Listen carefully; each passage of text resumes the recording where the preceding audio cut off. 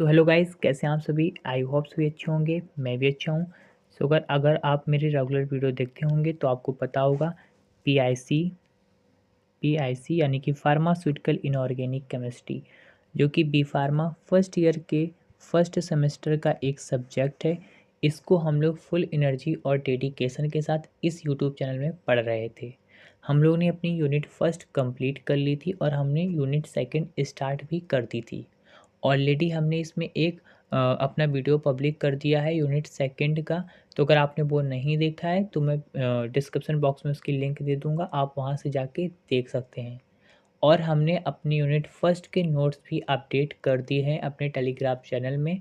अगर आपने नोट्स भी अभी तक डाउनलोड नहीं किए हैं तो वो भी मैं आपको डिस्क्रिप्शन बॉक्स में लिंक दे दूँगा। आप सिंपली वहाँ से जाके विजिट कर सकते हैं और अपने डाउनलोड कर सकते हैं नोट्स और अच्छे से पढ़ाई कर सकते हैं, ठीक है। तो चलिए शुरू करते हैं। इसका जो एक तरीके से जो चैप्टर था वो था एसिड बेस एंड बफर, ठीक है। हमारी यूनिट सेकंड पूरी इसी पे बेस्ड है। तो हमने अपने प्रीवियस लेक्चर में पढ़ा था कि एसिड क्या होता है, बेस क्या होता है और बफर क्या होता है। इसको हमने सिंपली समझा था, क्योंकि ये 2 मार्क्स में कभी पूछ लेते हैं, ठीक है।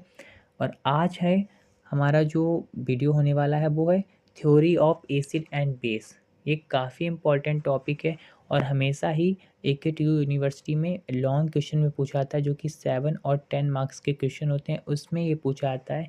तो एग्जामिनेशन पॉइंट ऑफ व्यू से काफ़ी इम्पॉर्टेंट है, जो कि कई बार पूछा गया है, ठीक है। तो चलिए हम लोग शुरू करते हैं।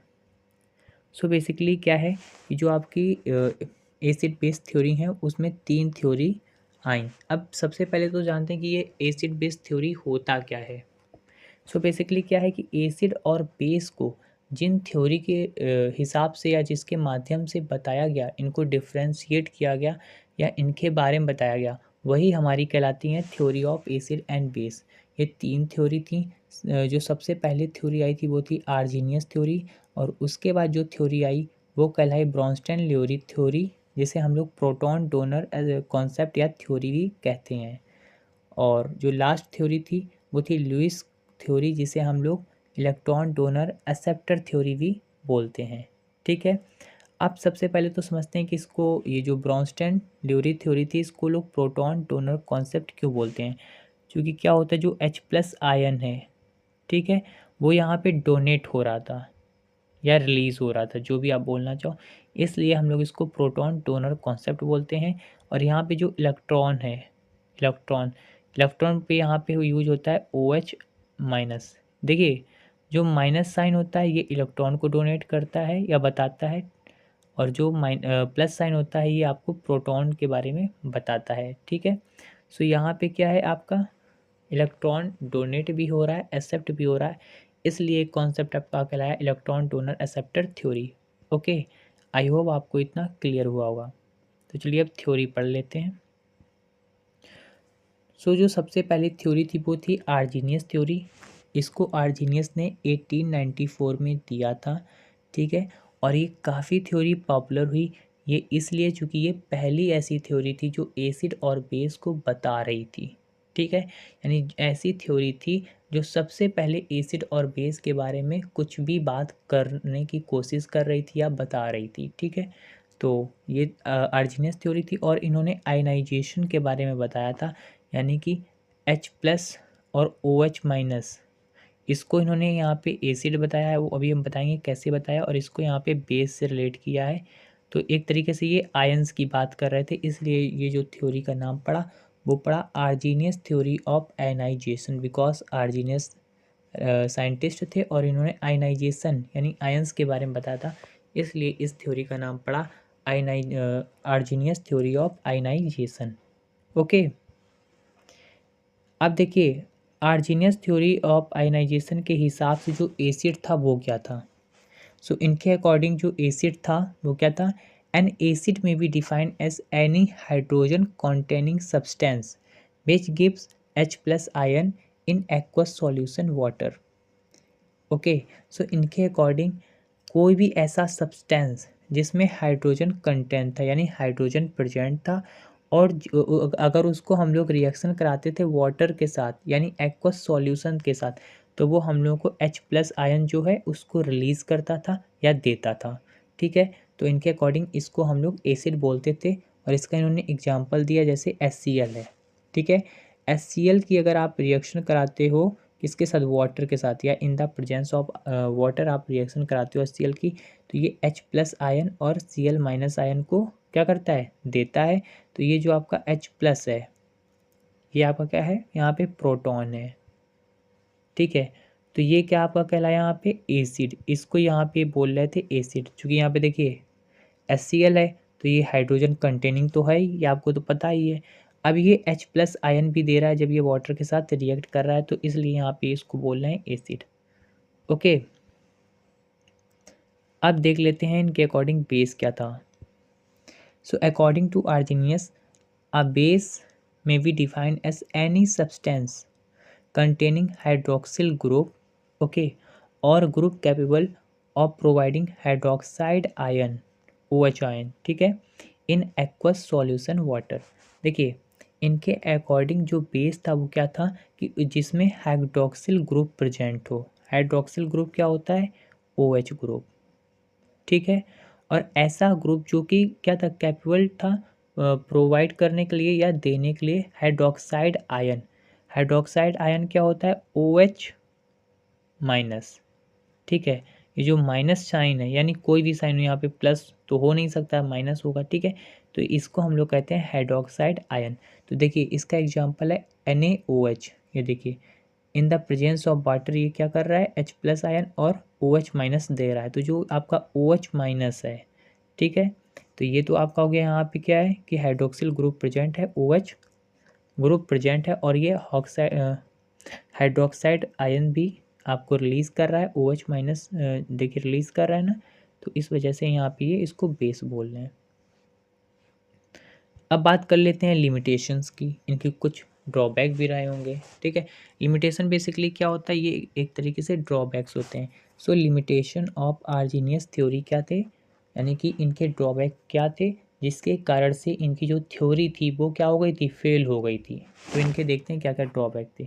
ड्रॉबैक एक तरीके से कमियां होती हैं, यानी जिसे आप फुलफिलमेंट नहीं कर पाते हो, या इन्होंने क्या किया, इन्होंने रिसर्च करी, उसके अकॉर्डिंग इन्होंने बताया कि एसिड क्या होता है, बेस क्या होता है, ठीक है। अब जो दूसरे साइंटिस्ट थे, अदर साइंटिस्ट थे, वो शांत तो बैठेंगे नहीं, वो भी अपनी रिसर्च कुछ करेंगे। तो उनको जो इनकी कमियां लगेंगी या इनसे क्वेश्चन किए जाएंगे जिसके आंसर नहीं दे पाएंगे, तो वो जाके इनके ड्रॉबैक बन जाते हैं। तो पहला जो इनका ड्रॉबैक था वो क्या था, this theory of acid base are defined only in term of aqueous solution, ये देखिए, and not a term of non aqueous substance. यानी कि इस थ्योरी में जो बात हो रही थी सिर्फ एक्वस सॉल्यूशन की हो रही थी, इन्होंने कोई भी बात नहीं करी थी नॉन एक्वस सब्सटेंस की। अब देखिए एक्वस और नॉन एक्वस क्या होता है, आई होप आपने इसको अपने हाई स्कूल से इंटर के पीरियड में पढ़ा होगा, स्कूल में पढ़ाया जाता है। अगर नहीं पढ़ा है या नहीं आप भूल गए हैं तो मैं आपको फिर से रिमेंबर कराने की कोशिश करता हूँ। देखिए जो एक्वस सॉल्यूशन होते हैं उसमें तो सिंपली हम लोग वाटर लेते हैं, ठीक है। और जो हमारा नॉन एक्वस होता है तो वो बेसिकली होते हैं हमारे ऑर्गेनिक सॉल्वेंट्स, जैसे कि water, sorry sorry alcohol, ether, chloroform, ये सारे जो हैं ये आपके कहलाते हैं क्या, ऑर्गेनिक सॉल्वेंट, और यही होते हैं आपके नॉन एक्वस सब्सटेंस, ठीक है। तो इन्होंने कोई भी नॉन एक्वस की बात नहीं की थी, इसलिए ये इनका एक ड्रॉबैक था। सेकेंड जो है, this theory is not able to explain acidic and basic property of substance in non-aqueous solvent। यानी कि फिर से वही बात आ गई कि ये एसिड एंड बेसिक प्रॉपर्टी जो थी इनकी सब्सटेंस की, वो नॉन एक्वस सॉल्वेंट के बारे में कुछ बात नहीं कर पाए थे, ठीक है। इसकी प्रॉपर्टी नहीं डिफाइन कर पाए थे नॉन एक्वस में एसिड और बेस की। अब जैसे एग्जांपल से समझते हैं, ये देखिए जैसे कि NH4NO3 है, ठीक है। इसको हम लोग लिक्विड के साथ रिएक्ट कराते हैं, ये देखिए लिक्विड यहाँ पे हम लोग वाटर लिए था, जैसे वाटर लिया इसको रिएक्ट कराया वाटर के साथ, किसको, NH4NO3 को। तो इसने क्या किया, अमोनिया दिया, और जो अमोनिया था वो आपका एसिड की तरह वर्क कर रहा था। NH3 इसने रिलीज़ किया जो एसिड की तरह काम कर रहा था, and through it does not gives H+ ion, लेकिन यहाँ पे कोई भी H+ आयन रिलीज़ ही नहीं हो रहा था, तो ये एसिड कैसे हुआ? अगर ये अमोनिया इसने रिलीज़ किया यानी NH3 रिलीज़ किया जो कि एसिड की तरह काम कर रहा था, लेकिन यहाँ पे ये H+ आयन तो है नहीं, फिर ये एसिड की तरह क्यों काम कर रहा है ना? क्योंकि इन्होंने तो बोला था कि H+ जो आयन देते हैं वही एसिड की तरह वर्क करते हैं, तो ये भी इनका एक ड्रॉबैक था। इनका जो थर्ड ड्रॉबैक था वो ये था, the neutralization of acid and base in absence of solvent could not be explained. ये इसके प्रेजेंस में absence of solvent could not be explained, ये इसको एक्सप्लेन नहीं कर पाए थे। ठीक है, तो ये कुछ इनके ड्रॉबैक थे।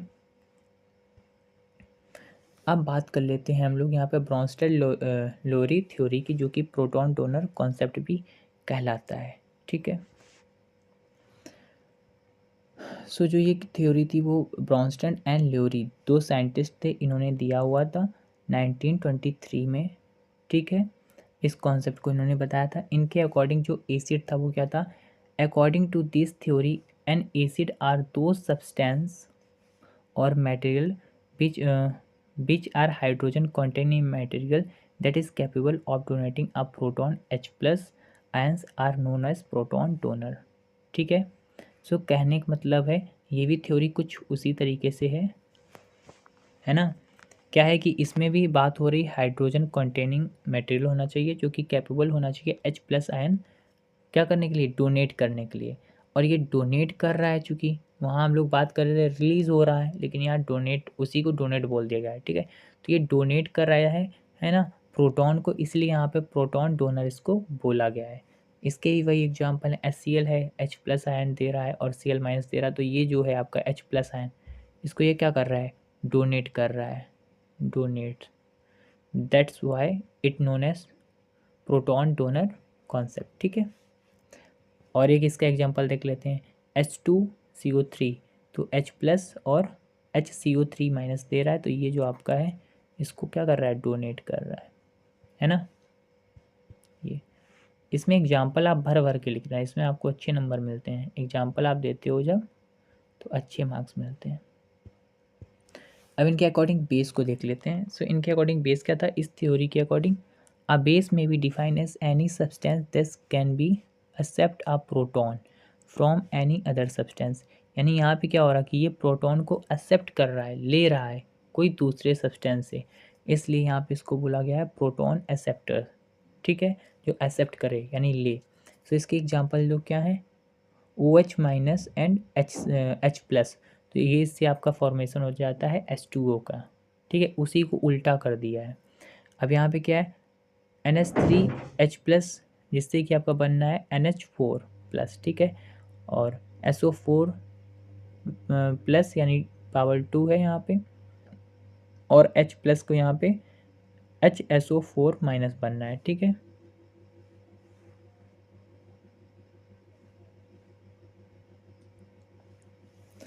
देखिए आपका वीडियो काफ़ी लंबा हो रहा है, तो हम लोग इसी ये ब्राउनस्टैंड लुईस थ्योरी जो है आपकी, इसी में आ जाता है आपका ये कॉन्जुगेट एसिड बेस पेयर। ठीक है, तो इसको हम लोग अपने नेक्स्ट पार्ट में समझेंगे। ठीक है, सो आज के लिए बस इतना। अगर आपको वीडियो पसंद आया है, वीडियो अच्छा लगा, तो प्लीज़ मेरे चैनल को सब्सक्राइब करिए, वीडियो को लाइक करिए। ऐसे वीडियो देखते तक मेरे चैनल पर बने रहिए। और जो भी हमारा ये फर्दर बचता है कॉन्जुगेशन एसिड बेस थ्योरी, ठीक है, और साथ ही साथ आपकी एक थ्योरी इस बचती है, इसकी मतलब लिमिटेशन भी हम लोग पढ़ेंगे, फिर लुईस थ्योरी पढ़ेंगे। ये हम लोग अपने नेक्स्ट लेक्चर में देखेंगे। अभी मेरी तबीयत बहुत सही नहीं थी, लेकिन मैंने, काफ़ी बच्चे बोल रहे थे सर आप कंप्लीट करें, तो मैंने, और वीडियो बहुत लंबा हो रहा है, तो हम लोगों का ये आज पार्ट 1 इसका कंप्लीट हो गया है। आने वाले पार्ट 2 में हम लोग और आगे का फर्दर पढ़ेंगे। ठीक है, तो चलिए बाय बाय।